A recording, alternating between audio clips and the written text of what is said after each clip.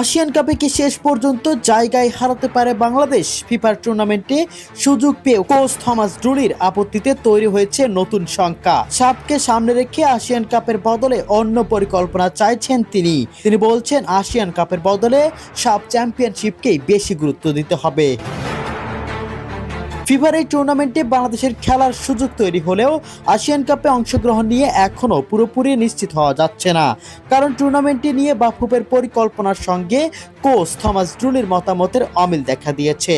Thomas ডুলি ইঙ্গিত দিয়েছেন সামনে সাপ চ্যাম্পিয়নশিপকে মূল লক্ষ্য রেখে আসিয়ান কাপে অংশ নেওয়ার চেয়ে সাপের দলগুলোর বিপক্ষে কয়েকটি প্রস্তুতি ম্যাচ খেলায় বেশি কার্যকর হতে পারে। তার মতে এত কম সময়ে নতুন করে দল সাজিয়ে বড় একটি টুর্নামেন্টে নামার চেয়ে সাপের প্রতিপক্ষদের বিপক্ষে প্রস্তুতি ম্যাচ খেলে দলকে আরও ভালোভাবে প্রস্তুত করা সম্ভব।